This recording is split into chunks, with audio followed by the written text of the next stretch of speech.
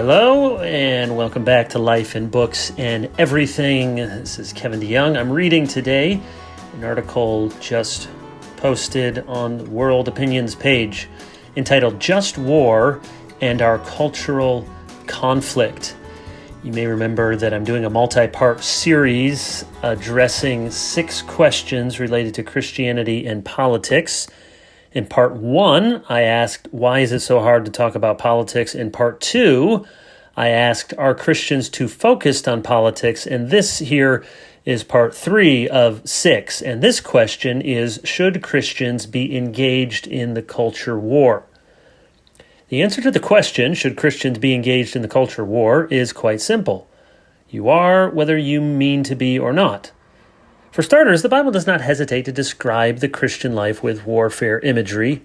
We do not wage war according to the flesh, but we are engaged in warfare, 2 Corinthians 10:3. We destroy strongholds, verse 4, take prisoners, verse 5, punish rebels, verse 6, a reference, by the way, to discipline in the church, not churches wielding the sword. Christian discipleship is a battle.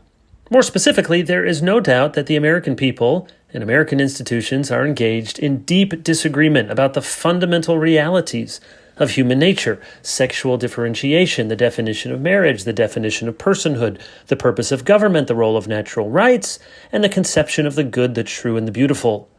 Talk to parents with children in our public schools, or talk to conservative Christians in academia, or talk to faithful believers in many of our Fortune 500 companies, and see if we aren't enmeshed in profound ideological conflict. James Davison Hunter was already writing in 1992 about Culture Wars, the title of his book, and, quote, the struggle to control the family, art, education, law, and politics in America. And that was before Obergefell, transgender cabinet officials, and the global ubiquity of Pride Month. Helm's Deep is under assault, whether we care to man the ramparts or not. I understand the aversion to the language of culture war. It has only negative connotations to most people. And yet the reality of the thing itself cannot be avoided. The Lord is a warrior, right? Exodus 15:3. The opposite of culture war is not culture peace, but culture capitulation. There is a conflagration of competing visions in this country, and with apologies to Billy Joel, we didn't start the fire. The cultural upheaval of the last 50 years has not been led by conservative Christians intent on reshaping America. So why is culture warrior an epithet only dished out to the right? When I was in college, I had to read Tom Sine's book, Cease Fire, Searching for Sanity in America's Culture War. It was a third-way approach that aimed its weapons mainly at the political right and ended up with solutions that were mainly aligned with the political left. Likewise, Jim Wallace's Bush-era bestseller, God's Politics, Why the Right Gets It Wrong and the Left Doesn't Get It, was all about how conservatives hijacked the language of faith and how a progressive social agenda mirrored the concerns of Jesus. I have no problem with Christians, or anyone else for that matter, making the case for progressive political principles and policies. But then let's be honest that we are against, quote, culture war only because we'd like to see the other side stop fighting. Of course, if Christians are to be engaged in the culture war, we must do so as Christians. The just war tradition has not only stipulated the reasons one may go to war, jus ad bellum, it has also stipulated how that war is to be fought, jus in bello.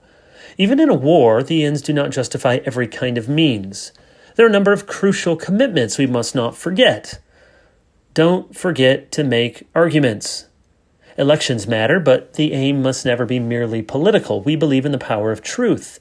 Paul's strategy was to destroy arguments and every lofty opinion raised against the knowledge of God and to take every thought captive to obey Christ, 2 Corinthians 10:5.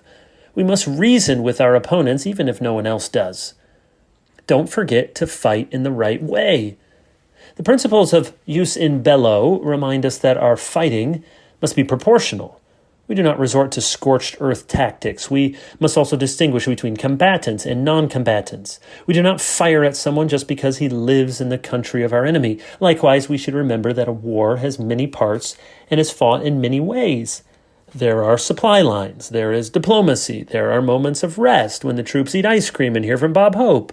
Culture war doesn't mean a non-stop shootout at the OK Corral. And then finally, don't forget that the culture is not ultimate.